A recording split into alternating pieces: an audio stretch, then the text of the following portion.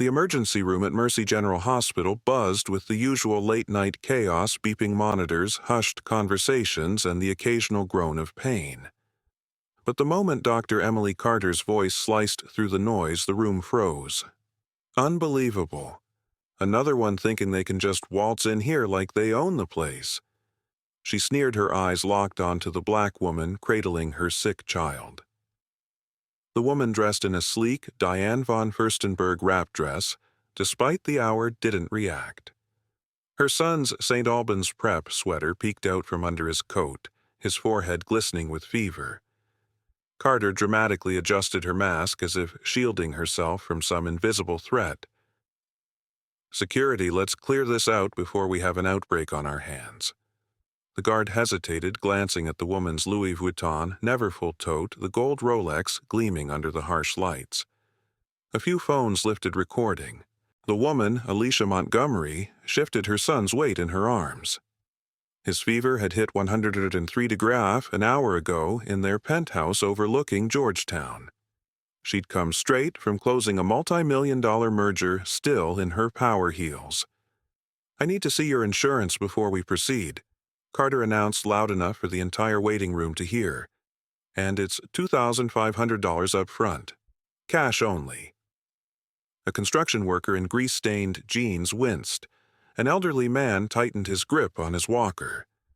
Alicia reached into her bag, pulling out a platinum-tier Aetna card reserved for Fortune 100 executives. Carter snatched it, lips curling. Funny how often these high-profile cards turn out to be stolen. In the corner, a college student's TikTok Live ticked past 1,000 viewers. Comments exploded. "This is why I don't trust hospitals." Someone tagged the Washington Post, Alicia's voice steady as a courtroom lawyer's cut through the noise. "This card is legitimate. My son needs medical attention now." Carter turned to the room, playing to her audience. "Oh, I'm sure. Just like I'm sure you live in this neighborhood." A Delta SkyMiles ticket slipped from Alicia's bag, first-class JFK to LAX. Then something unexpected, a nurse Alicia hadn't noticed before, stepped forward. "Dr. Carter," she said quietly, "I recognize Ms. Montgomery. She keynoted the National Healthcare Diversity Summit last month." The room went dead silent. Carter's face drained of color. The nurse held out a hand. "Let me take your son, ma'am. We'll get him treated immediately." Alicia's gaze never wavered from Carter's. "Funny, isn't it?" she murmured loud enough for the phones to catch. "How quickly people forget that humanity isn't something you earn. It's something you are." The clock above the nurse's station ticked to 3:00 a.m., the minute hand slicing through the tension like a scalpel. The fluorescent lights hummed overhead as Alicia Montgomery's black Amex Centurion card, the kind with a $10,000 annual fee, glinted on the counter.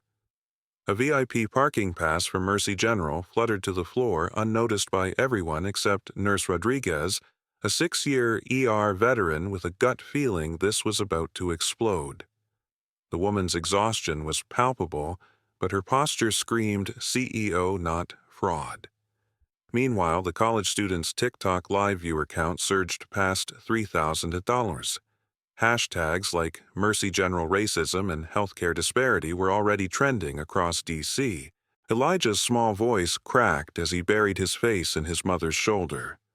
"Mommy, my head hurts so bad." Alicia tightened her grip, her son's fever radiating through his St. Albans sweater. "I know, baby," she whispered, lips barely moving. "But Mommy's not leaving until this hospital remembers its job." That quiet, steel-edged promise made Elijah blink. He knew that tone. It was the one that made grown men at boardroom tables straighten their ties. Then came the twist. Night Administrator Janet Mills, a woman with dark circles under her eyes and a Macy's suit wrinkled from a double shift, stepped off the elevator. She'd been watching the security feeds from her office. "Dr. Carter," she called, voice clipped, "care to explain why our ER is the top trending topic on Twitter?" Carter scoffed. "Another Medicaid scammer, probably homeless." Mills's gaze flicked to Alicia's blazer. Custom, Valentino, not something you pawned for drug money, then to the platinum insurance card still lying on the counter. Her loyalty to Carter warred with the cold dread pooling in her stomach. "Ma'am, if you can't prove coverage, we'll have to redirect you," Mills said, siding with Carter out of habit. But security guard Marcus Thompson, a father of a St. Albans third grader himself, had seen enough. "Ma'am," he interrupted, stepping forward, "let me get your son some water." The defiance in his voice was subtle, but unmistakable. Carter's head snapped toward him, but before she could speak, a new voice cut through the tension. "Ms. Montgomery." A young resident, Dr. Kwame Evans, emerged from the trauma bay, double-taking. "You're the keynote speaker from the National Medical Equity Conference." The room went still. Evans turned to Mills, incredulous. "You're seriously questioning her insurance? She funded our pediatric wing last year." Alicia didn't smile. She just looked at Carter, then at Mills, and finally at the phone still recording. "Funny," she said, voice dripping with quiet fury. "How quickly policy bends when someone finally matters." The clock ticked. The security cameras whirred. And for the first time that night, Carter's mask slipped, not from disgust, but from fear. The lawsuit was already writing itself in the comments section. The air in the emergency room grew thick enough to choke on as Alicia Montgomery held up her iPhone, the screen illuminating her face with an eerie glow. "Margaret," she said, her voice cutting through the stunned silence, "I need the legal team at Mercy General now." Dr. Carter's smirk faltered, her fingers twitching at her sides. "You expect us to believe you're calling some CEO at 3 a.m. Alicia didn't blink. Instead, she reached into her Birkin and pulled out a thick, cream-colored business card, the gold embossing catching the light like a warning. "Alicia Montgomery, CEO, Montgomery Health Solutions." The card might as well have been a grenade. Carter's breath hitched. Montgomery Health owned half the hospitals in the state, including the one they were standing in. The live stream viewer count rocketed past $10,000. Someone in the waiting room gasped. Then the final twist. The automatic doors hissed open, and in strode a woman in a tailored suit, flanked by two men in crisp navy blazers, legal from the look of them. "Miss Montgomery," the woman said, voice sharp as a scalpel, "we've already contacted the board. Dr. Carter's employment is under review." Carter's face drained of color. "You can't." "I didn't." Alicia adjusted Elijah in her arms, his feverish head lolling against her shoulder. "Funny," she murmured loud enough for every phone in the room to pick up, "how fast policy changes when the person you're denying care to signs your paycheck." The clock ticked to 3:01 a.m. Shift change.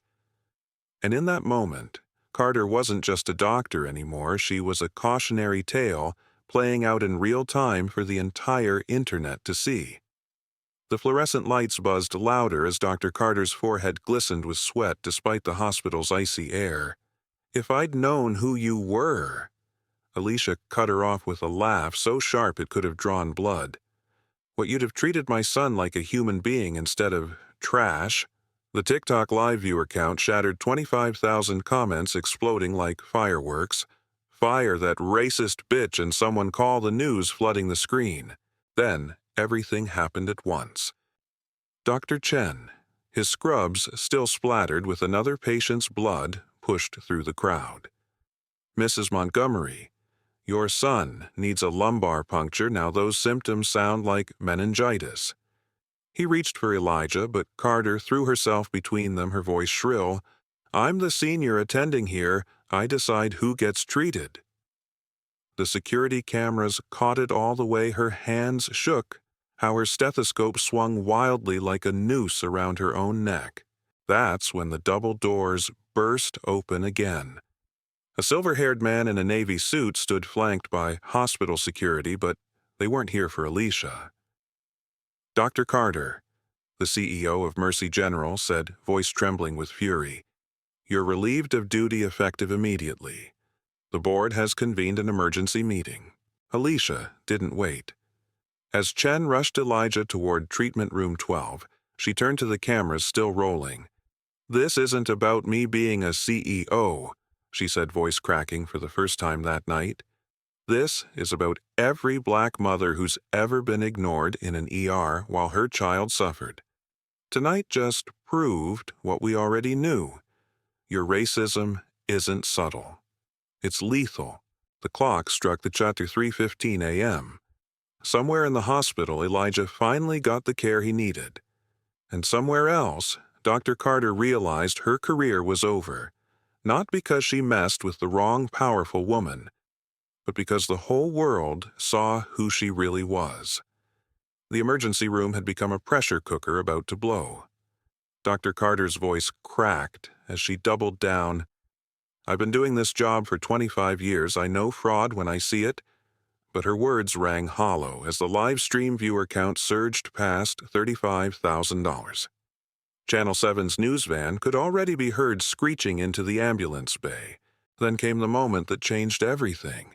From the back of the ER, an elderly black nurse named Clara Johnson, who'd worked at Mercy General since the 1980s, stepped forward, her white curls trembling with rage. "I remember you, Dr. Carter," she said, voice shaking. 23 years ago, you refused to treat my grandson for asthma because you said we probably couldn't pay. He died in the parking lot." The room went dead silent. Now history's repeating itself, only this time the whole world's watching. Security guard Marcus moved like a man possessed, physically blocking Carter from leaving as the glass doors slid open to reveal Margaret and 3 attorneys in $1,000 suits. "Mrs. Montgomery," Margaret said, projecting for the cameras, "the board has suspended all hospital leadership present tonight pending investigation. An ambulance is standing by to transfer Elijah to our flagship facility with a full medical team." Alicia didn't even look at Carter as she handed Elijah to Dr. Chen. "Get him stabilized first," she said softly before turning to the cameras with fire in her eyes. "But make no mistake, this ends tonight. Not just for my son, but for every family who's ever been turned away because of what they look like." As the news cameras rolled, Carter finally collapsed into a chair, her career evaporating in real time. The clock read, thrashed, 27 a.m. Somewhere in America, a dozen other bigoted doctors sat up a little straighter, suddenly very afraid. Justice, it seemed, had finally gone viral. The emergency room had become a pressure cooker about to blow. Dr. Carter's voice cracked as she doubled down. "I've been doing this job for 25 years. I know fraud when I see it." But her words rang hollow as the live stream viewer count surged past 35,000. Channel 7's news van could already be heard screeching into the ambulance bay. Then came the moment that changed everything. From the back of the ER, an elderly black nurse named Clara Johnson, who'd worked at Mercy General since the 1980s, stepped forward, her white curls trembling with rage. "I remember you, Dr. Carter," she said, voice shaking. 23 years ago, you refused to treat my grandson for asthma because you said we probably couldn't pay. He died in the parking lot." The room went dead silent. Now history's repeating itself, only this time the whole world's watching. Security guard Marcus moved like a man possessed, physically blocking Carter from leaving as the glass doors slid open to reveal Margaret and 3 attorneys in $1,000 suits. "Mrs. Montgomery," Margaret said, projecting for the cameras, "the board has suspended all hospital leadership present tonight pending investigation. An ambulance is standing by to transfer Elijah to our flagship facility with a full medical team." Alicia didn't even look at Carter as she handed Elijah to Dr. Chen. "Get him stabilized first," she said softly before turning to the cameras with fire in her eyes. "But make no mistake, this ends tonight. Not just for my son, but for every family who's ever been turned away because of what they look like." As the news cameras rolled, Carter finally collapsed into a chair, her career evaporating in real time. The clock read 3:27 a.m. Somewhere in America, a dozen other bigoted doctors sat up a little straighter, suddenly very afraid. Justice, it seemed, had finally gone viral. The ER became so quiet you could hear the hum of the vending machines as Alicia Montgomery slowly withdrew the navy blue portfolio from her bag. The gold embossing flashed under the lights like a blade being unsheathed. Mercy General Hospital Board of Directors. Confidential. Janet Mills made a sound like a deflating balloon.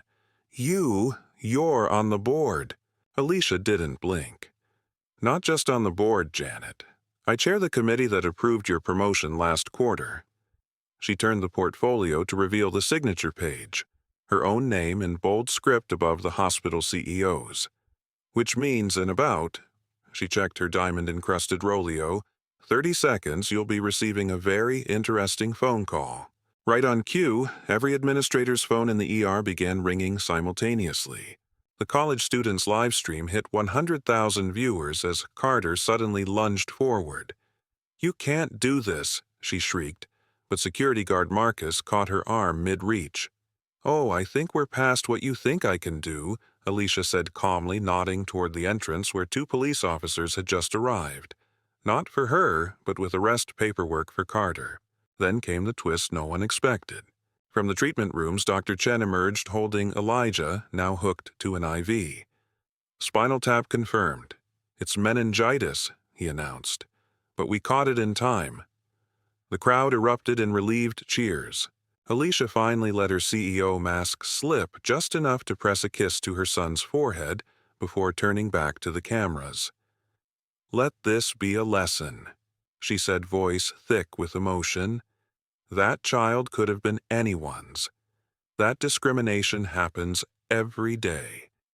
The only difference tonight," she held up the board documents. "This time the system was forced to listen. As the news cameras zoomed in, the clock struck 30 a.m. Somewhere in America, 1,000 hospital administrators were suddenly reviewing their discrimination policies. And somewhere in that ER, a racist doctor realized too late that the person she'd tried to dismiss as ghetto trash literally signed her paychecks. The emergency room became a silent stage as Alicia Montgomery turned the final page of the portfolio with deliberate, devastating precision. The document shimmered under the harsh lights Whitmore's employment contract, every line item highlighted in fluorescent yellow. "Let's review the terms, shall we?" Alicia's voice carried the quiet lethality of a guillotine blade descending. Section 4.3, Immediate Termination for Conduct, Unbecoming a Medical Professional. Section 7.8, Forfeiture of Pension for Discriminatory Practices. She paused, letting the weight of each clause sink in. And my personal favorite, Appendix B, full financial liability for any damages caused to hospital reputation. Whitmore's knees buckled. She gripped the reception desk as the TikTok viewer count shattered 100,000. International comments poured in from London to Sydney. People were waking up to watch justice unfold in real time. Then came the twist that sent shockwaves through the medical community. Alicia tapped her phone, activating a speakerphone call. "Margaret, initiate protocol Blackbird." Within seconds, every hospital employee's phone vibrated simultaneously. Nurse Rodriguez gasped as she read the mass email now displayed on her screen. Effective immediately. All Mercy General staff will undergo mandatory anti-bias training. Senior leadership positions are now under review. But the final blow came when the ER doors burst open again. A team of federal agents strode in, their badges glinting. "Dr. Carter," the lead agent announced, "we have warrants for your medical license and financial records. The Department of Justice has opened an investigation into discriminatory practices at this facility." Alicia finally turned to the cameras, her son safe in Dr. Chen's arms. "This isn't just about one racist doctor," she declared. "This is about every black patient who's ever been turned away, every immigrant who's been ignored, every person who suffered because of bigotry in our healthcare system." As the clock struck 3:45 a.m., Two things became clear. Whitmore's career was over, and America's conversation about medical racism had just begun. The live stream ended with one final image: Alicia Montgomery walking out of the ER, her designer heels clicking like a metronome counting down the end of an era. The emergency room lights flickered like strobes as medical racism trended globally, hitting #1 in 9 countries simultaneously. Dr. Chen stood frozen, realizing the woman whose signature approved his residency graduation now held his career in her hands. "Mrs. Washington," he began, voice cracking. "I had no idea—" "You didn't need to know," Alicia interrupted, her gaze shifting to Elijah's fever-flushed face. "You just needed to do your job." The distinction hung in the air between those who healed and those who harmed. Then came the moment that would replay on news channels for weeks. Nurse Rodriguez suddenly pushed through the crowd holding up a tablet. "Mrs. Montgomery, Channel 7 is live outside with protesters. They're saying this happens daily to Black and Latino families here." The screen showed 50 people already gathered, their signs reading "Justice for Elijah" and "Racism is a public health crisis." Alicia's phone buzzed again, this time with a FaceTime call from the mayor's office. She answered on speaker, and the mayor's harried voice filled the ER. "Alicia, we're activating the city's civil rights task force. This ends tonight." Whitmore collapsed into a chair, her designer lab coat wrinkling, as she finally grasped the magnitude of her downfall. "Please," she begged. "I'll resign, just don't—" "Resign." Alicia's laugh was ice cold. "Oh, no, doctor. You're going to stand before every camera and explain exactly what you did. Then you'll face the medical board, the DOJ, and every family you've ever turned away." She turned to the staff. "Someone page pediatrics, stat my son needs care you delayed for 37 minutes.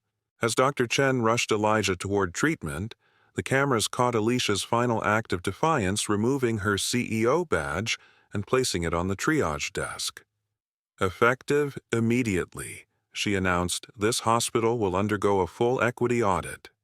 Every patient turned away in the past year will be contacted personally." The clock struck 4:00 a.m. Somewhere, 1,000 hospitals scrambled to review their policies. And in that ER, the sound of retribution wasn't handcuffs clicking. It was the roar of a mother who'd turned systemic racism into a national reckoning, one viral moment at a time. The fluorescent lights in treatment room 12 hummed like a jury deliberating as Alicia finally relinquished Elijah to Dr. Chen's care. The moment his small body touched the hospital gurney, a piercing alarm sounded from the monitors, 104.7 degrees, his organs beginning to strain under the fever's assault. "We need a lumbar puncture now." Chen barked, his hands moving with urgent precision as nurses scrambled. Alicia stood rooted in the doorway, her CEO composure fracturing for the first time that night. The sight of her son's limp body, the rhythmic beeping of the crash cart being wheeled in at all, converged into a single, terrible realization. Those lost minutes of bigotry could have cost Elijah his life. Outside the treatment room, the ER had become a media circus. CNN's breaking news banner flashed, "Hospital racism scandal goes viral," as their satellite truck parked illegally at the ambulance bay. A producer from 60 Minutes pushed through the crowd, microphone in hand, while Whitmore cowered near the vending machines, her once proud posture now folded in on itself like a discarded lab coat.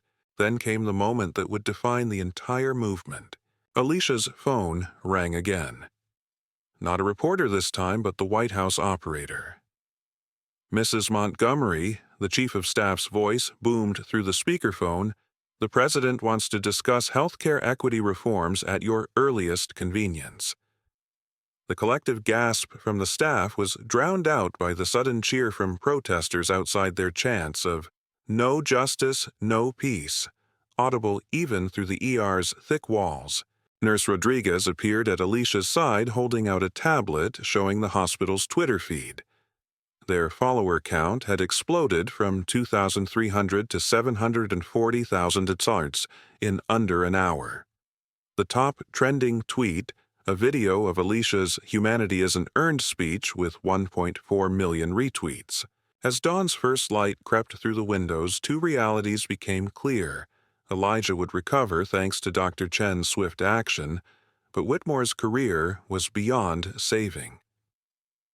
The last image broadcast on the live stream before it hit 2 million viewers, Alicia Montgomery standing between her sleeping son and the camera's one hand resting protectively on his IV pole, the other holding a resignation form already signed by Whitmore in shaking script like a battle standard won after a long, brutal war. The clock struck 5:00 a.m. Somewhere in America, hospital administrators held emergency staff meetings. Somewhere else, a generation of black mothers finally felt seen. And in that treatment room, the quiet beep of Elijah's stabilizing heart monitor marked not just a medical victory, but the first note of change in a system long overdue for revolution. The private consultation room felt suddenly quiet after the storm of the ER, the only sound Elijah's steady breathing as he slept against Alicia's shoulder. She gently brushed his damp curls from his forehead, cool at last when the door burst open. Not Margaret with the legal team as expected, but a disheveled reporter from the Washington Post who'd slipped past security. "Mrs. Montgomery," he gasped, thrusting a microphone forward. "Your stories ignited protests at 5 major hospitals already. What's your message to—" Before Alicia could respond, Dr. Chen materialized like an avenging angel, physically blocking the reporter. "Get out!" he growled, his usually calm voice vibrating with fury. "This is still a medical facility, not your damn press conference." The reporter scrambled backward, but not before capturing one final shot. Alicia Montgomery, the woman who'd brought a hospital to its knees, now just a mother cradling her sleeping child. Then came the twist that would cement the legend of this night. Margaret arrived not just with attorneys, but with a surprise guest, Senator Elizabeth Warren, her signature blonde bob unmistakable even at 4:00 a.m. "Alicia," the senator said without preamble, "we're fast-tracking the Healthcare Equality Act. Your son's story just gave us the momentum we needed." She held up an iPad showing live footage of demonstrations outside Mass General, where white-coated residents held signs reading, "Doctors Against Racism." Alicia's phone buzzed with a new alert. Mercy General's stock price had plummeted 18% in pre-market trading. The board was already emergency meeting via Zoom, their panicked faces visible on Margaret's tablet as they voted unanimously to implement Alicia's proposed equity reforms. As dawn painted the sky pink outside the hospital, PA system crackled to life. Code white main lobby, code white. The secret signal for corporate crisis. Alicia smiled against Elijah's hair. She knew that particular code would be ringing in hospitals across America today. The final image. Not Alicia, the CEO, or Alicia the activist, but Alicia the mother, pressing a kiss to her son's forehead as the first rays of sunlight streamed through the blinds. Some revolutions, it seemed, began not with a shout, but with a whisper and a child's quiet sigh of relief. The boardroom monitor flickered to life, revealing 9 anxious faces, each representing millions in healthcare investments, now staring at Alicia through the screen. But before the emergency meeting could begin, an unexpected alert flashed across Margaret's tablet. The Surgeon General's office was calling. Alicia answered on speaker, and the room fell silent as the nation's top doctor spoke. "Mrs. Montgomery, we're drafting an emergency advisory on racial bias in healthcare. Your son's story just became our case study." The weight of those words hung heavy. Elijah's ordeal was about to change medical training nationwide. Then came the twist no one anticipated. Board member Patricia Hendricks suddenly leaned forward, her face grave.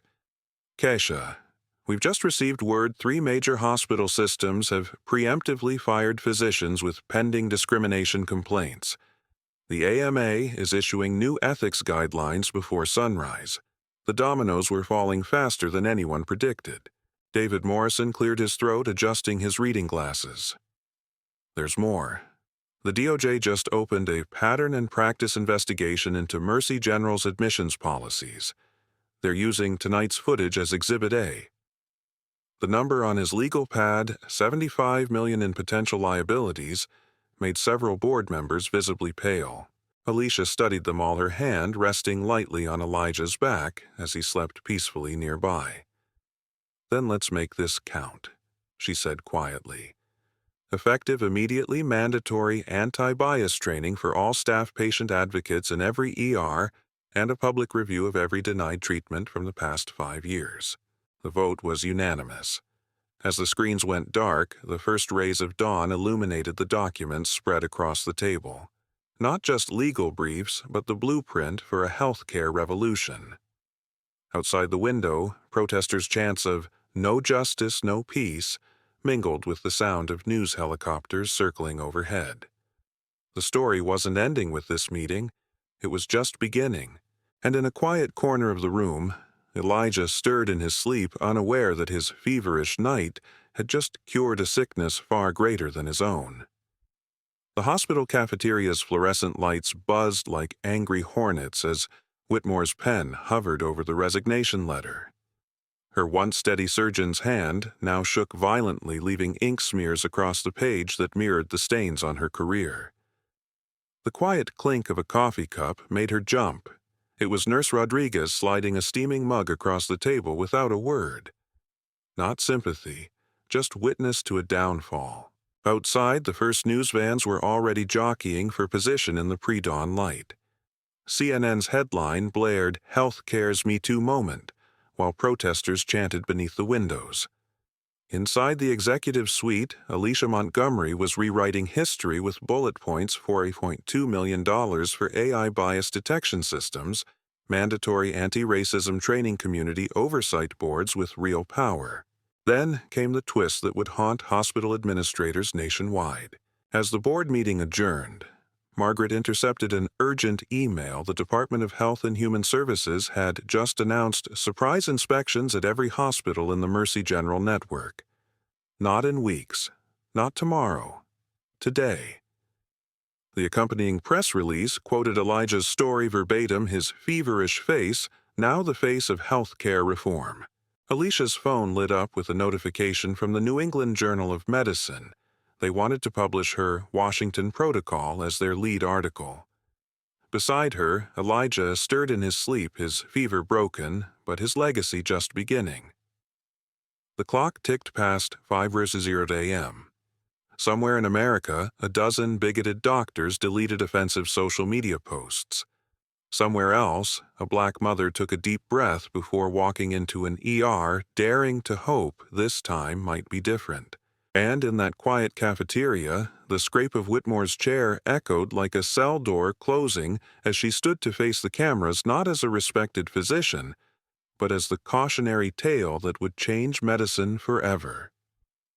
The sun rose on a new era, its light catching the tears on her resignation letter and the hope in a sleeping child's face with equal clarity.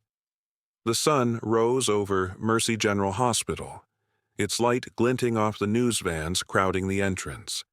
Inside, the air hummed with the quiet energy of revolution.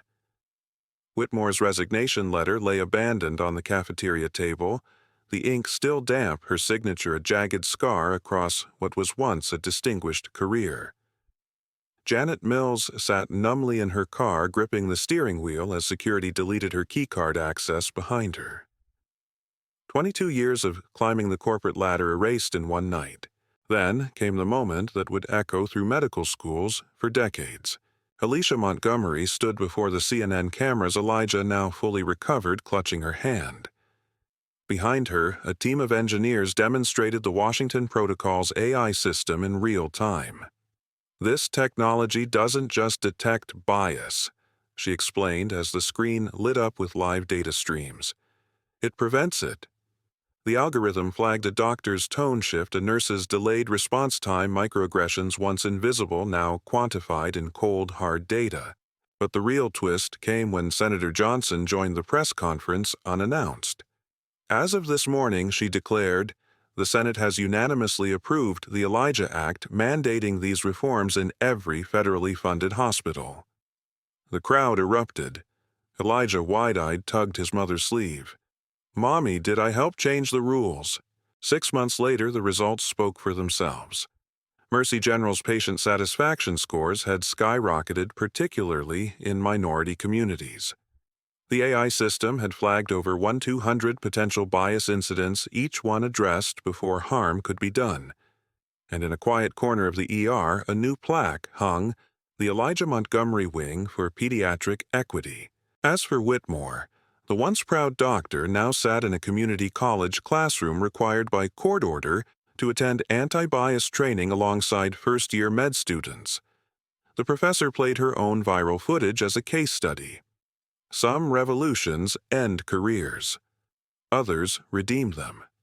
This one did both and changed American healthcare forever. 1 year later, the ripple effects of that night at Mercy General continued to spread in ways no one could have predicted. Dr. Chen now found himself testifying before the United Nations about the Washington Protocol as 3 European countries adopted the system. The hospital's AI bias detection software had flagged something unexpected, not just racial bias, but patterns of discrimination against elderly patients, non-English speakers, and the disabled, prompting industry-wide reforms. Elijah's 4th grade class took a field trip to the hospital's new equity wing, where the boy proudly demonstrated the AI system to his wide-eyed classmates. "This is where Mommy fixed the hospital," he explained with the gravity only a child could muster. The moment went viral again, this time as a symbol of hope. Whitmore's redemption arc surprised everyone. After completing her court-mandated training, she became an unlikely advocate, traveling to medical schools with Alicia to share their story. "I was the villain in that ER," she tells stunned students, "but redemption is possible when we confront our biases." Their unlikely partnership became the subject of a Harvard case study on restorative justice. The most profound change came quietly. At 2:47 a.m., exactly 1 year later, Alicia stood in the same ER where it all began. The space now bore little resemblance to that fateful night. The walls displayed real-time equity metrics, and every staff member wore Washington Protocol pins. As the night shift changed over, not a single phone recorded the moment. They didn't need to. The revolution had been won. 2 years after that fateful night, the movement had taken on a life of its own. Zara Thompson, now a confident 10-year-old, stood beside her father at the unveiling of the National Healthcare Equity Center, a gleaming new wing at Mercy General funded entirely by donations from inspired viewers of the original livestream. The girl pressed the ceremonial button that activated the building's AI system, her small hand symbolizing the next generation that would inherit this changed world. The plaque by the ER entrance had been replaced with something more striking, an interactive display showing real-time equity metrics from hospitals across all 50 states. Visitors could watch as green lights spread across the map, each representing another facility adopting the Washington Protocol. That morning, the counter read 1,742 hospitals transformed. Elijah, now a lanky 5th grader, had become an unwitting symbol. His school project on how my fever changed hospitals went viral again, prompting the White House to create the annual Alicia Montgomery Youth Award for Health Equity Advocacy. The boy remained characteristically unfazed, more excited about his soccer team's championship than his growing Wikipedia page. Then came the development no one predicted. The AI system, originally designed to catch bias, began identifying something deeper: patterns of misdiagnosis in minority patients that had gone unnoticed for decades.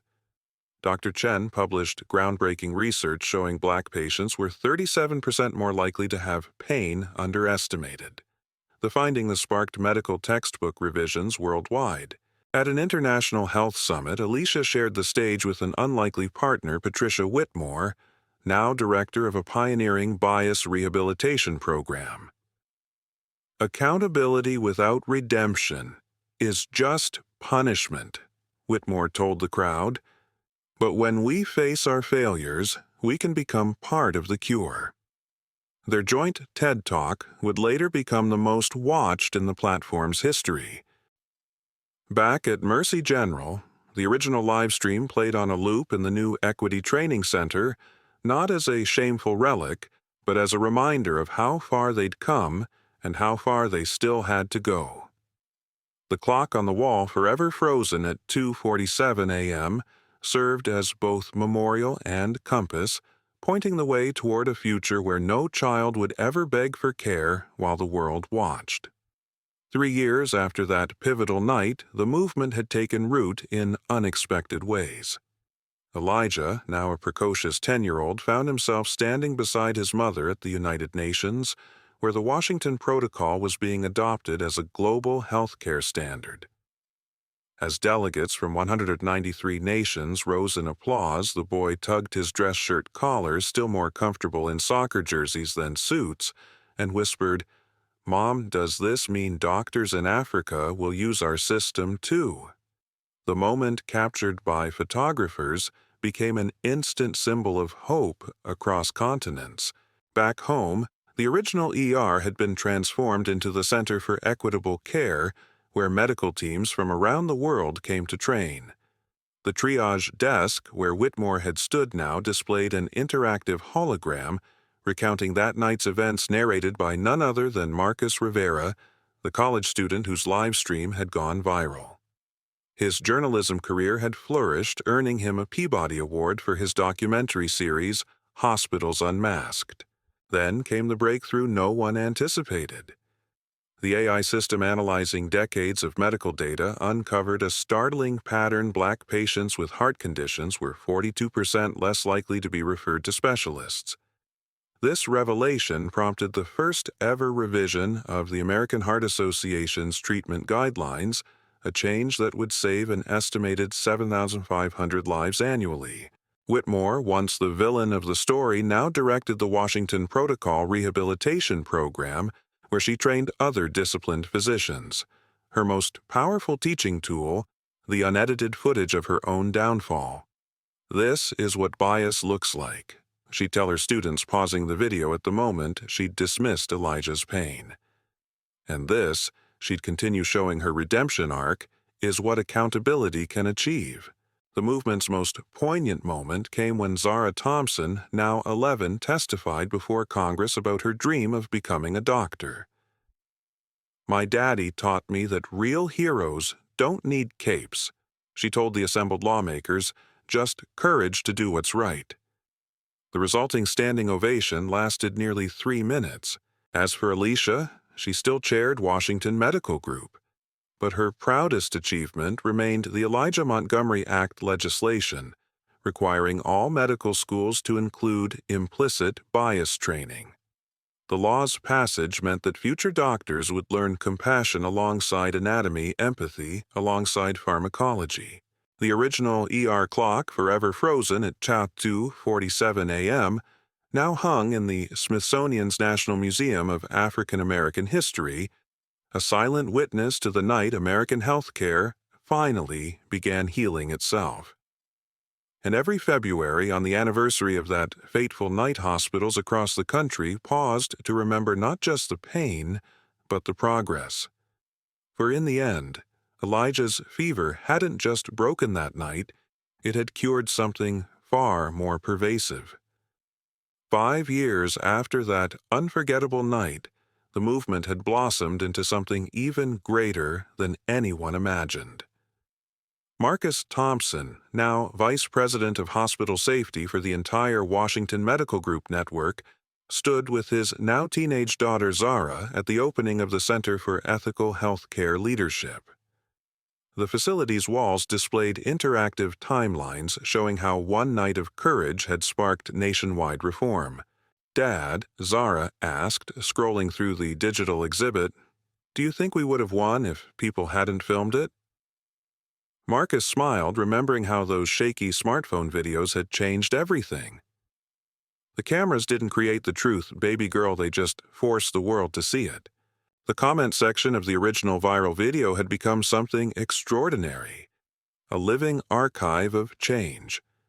Over 1.2 million people had shared their healthcare discrimination stories there, creating the largest database of medical bias incidents ever assembled. Researchers from Johns Hopkins used this data to develop new AI tools that could detect subtler forms of discrimination, like which patients got called honey instead of sir, or whose pain was described as exaggerated in medical notes. Then came the most unexpected development of all. The original TikTok livestream preserved in the Library of Congress became required viewing in every U.S. medical school. Students didn't just watch it, they reenacted it in ethics seminars, taking turns playing each role to understand how bias operates in real time. Alicia Montgomery, now serving on the President's Council on Healthcare Equality, still made time to read the stories that poured in daily. This was never just about Elijah or me, she told a packed auditorium at Harvard Medical School. It was about proving that when systems hurt people, those same systems can heal if we have the courage to make them. As the sun set on the 5th anniversary, thousands of healthcare workers across the country paused at exactly 2:47 a.m. local time for a moment of reflection. In hospitals from New York to Honolulu, doctors and nurses stood silently beside the same oath they'd always sworn, but now with a deeper understanding of what "do no harm" truly meant. The revolution hadn't just changed policies, it had changed people. And as Elijah, now a lanky middle schooler, liked to tell reporters when they asked about his hospital reforms, it wasn't a fever that changed things. It was my mom's love and her receipts.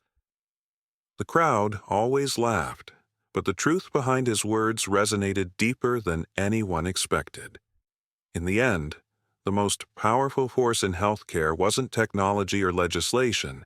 It was the unshakable belief that every person in every hospital bed mattered equally.